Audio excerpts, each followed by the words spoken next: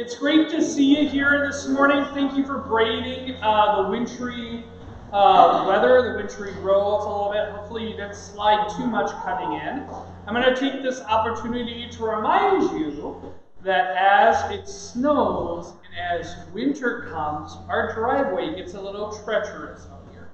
So I'm more than happy to pull you out of that alfalfa field, but I would be more happy if I didn't need to. So as you leave today, just make sure you take that driveway a little slowly, so you don't end up disrupting the geese that like to make that field their home during the winter months. This season in Advent, we're going to engage in a 4-week series called Reflecting on Our Relationship in Light of God's Love. When people talk about Advent, they usually talk about the season moving from darkness into light, and that light is Christ being born on Christmas morning. So in that movement, we are going to reflect on the ways that we reflect Christ's light in the world, in our relationships, holistically. This week we're going to talk about the relationships that we have with our neighbors. Next week is the relationships that we have with our friends and family. The third Sunday in Advent is our children's Christmas program. But we're going to reflect really quickly during that day on the relationship that we have with ourselves. And then the fourth Sunday of Advent, we're going to talk about the relationship that we have with God. Okay? So this week we're going to talk about the relationship that we have with our neighbors in the season of waiting. And I've been doing a lot of waiting lately. For a variety of reasons, I have found myself at the clinic maybe once or twice a week. I'm physically okay, so thank you for your concern there. But I've been having some ongoing knee pain and some other things. So I found myself in the waiting room at the clinic quite often. And it's very interesting when you sit in a waiting room and you don't pull out your phone to distract yourself or anything, and when you just sit and watch the other people waiting. You know that creepy guy who looks at you in the waiting room? That's me. And over the past couple weeks, I've noticed some trends, right? If people are under a certain age group, and I'm in this age group, so I'd say maybe 45 or less, the first thing that they do when they sit down to wait is whip out their cell phone and check the gram, as Tucker would like to say. Look at Instagram or Facebook or any of that kind of stuff. A little above that age group, people tend to pick up one of the lovely Mayo Clinic magazines that are on the end tables and sit and wait and look with high anticipation for their name to be called by one of the nurses. And I would say that upper limit is probably 70 or so. These are very big generalizations. People above the age 70 sit there and wait attentively. And any time that a name is called, they look at the person sitting next to them and say, "Was that my name?" And the person's usually like, "No, just wait." Now, all being said, I was at the clinic early last week, waiting for an appointment. I was engaged in this practice of waiting and watching while waiting, and I noticed something in peculiar. There was a woman maybe a little older than me who sat down after checking in, and she pulled out gobs of paper out of a briefcase that she was wearing in her checkbook, and she proceeded in like 15 minutes to pay all of her bills. Then she pulled out a crossword puzzle and finished the crossword puzzle and put it back in her thing. She pulled out a knitting project out of her bag and started to knit, and was just really highly productive during this waiting time. She actually made me feel quite lazy. But I figured it was okay because I was engaged in the practice of watching someone else while they were waiting. So I was actually working as well. So we were good, right? But this idea of productivity while waiting really struck me. Especially as I was preparing to preach on this day on this gospel text. This gospel text from later on in the Gospel of Matthew. When we think about Advent texts, we usually don't think about apocalyptic texts, where Jesus is warning people that the end of the world is nigh, that God is coming, so you better watch out. You don't know when he's going to show up. You better watch out, you better not come out, right?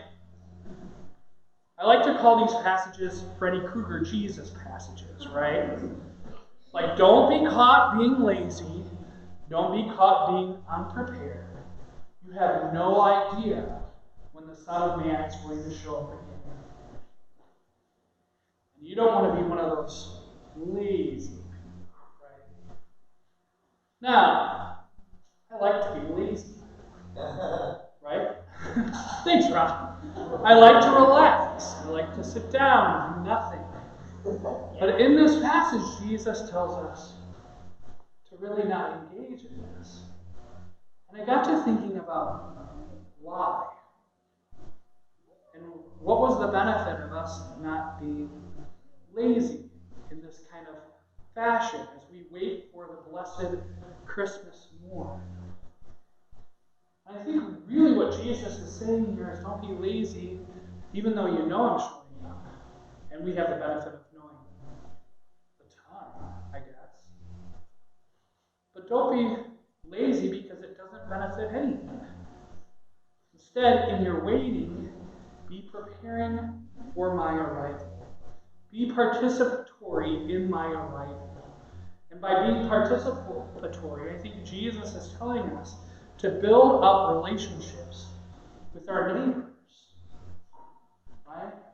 To change our focus from that self-centered, kind of self-focused, self-idealized thing that we're told that we should be engaged in all the time, but instead think of others before ourselves and engage in works of service in the world. Now, many of you know that while I was in sabbatical, I studied photography a little bit. I took an online photography course in order to go out and kind of prepare to take pictures of national parks that I was visiting. And one of the photography lessons I took talked about the golden hour. Have any of you ever heard of the golden hour? Right, so some of you are shaking your head, yes. The golden hour happens when the sun is either rising or setting and the world is perfectly lit to take pictures. Now, the lesson I took was all about how to prepare for that time of day when the golden hour showed up. To prepare for that time of day when darkness was outdone by light. Kind of Advent to you, right? And how maybe, just maybe, you have to be prepared for that time to take full advantage of that special lighting at that one time during the day. And it got me wondering, could the season of Advent be really about us living in that golden hour, where we know that light is going to overcome the darkness? We know.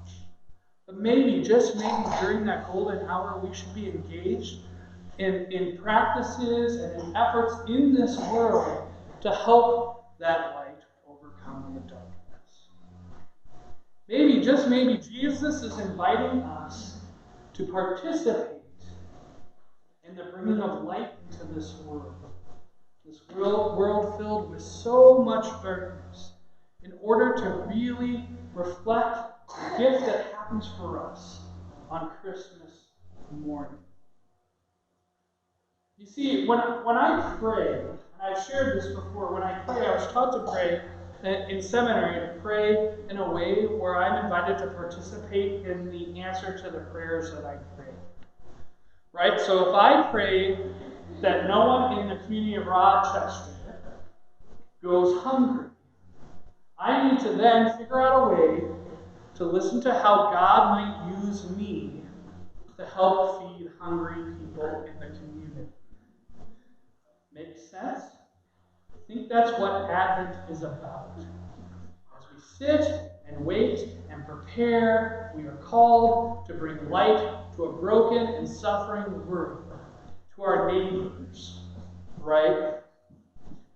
Now, this is difficult because I think in the season of Advent, we spend a lot of time preparing for Christmas and not enough time preparing for Christ. Where we get wrapped up in making sure our tree looks just right, or that we've equally bought presents for every member of our family, or that we've run to Target to get that great deal on the newest Apple product. Right? Hint, hint, by the way, Cyber Monday's coming up. They have great Apple products at Target. I'm just saying, if you want to get in good with a pastor type, just saying, just throw that out there. Right? But we spend a lot of time preparing for the event of Christmas morning rather than preparing our hearts and minds for this beautiful arrival of the Christ child. And one way that we can prepare for this arrival is through the love that we share with our neighbors. This love that will then be reflected on Christmas morning. This love that will manifest itself on that blessed Christmas day.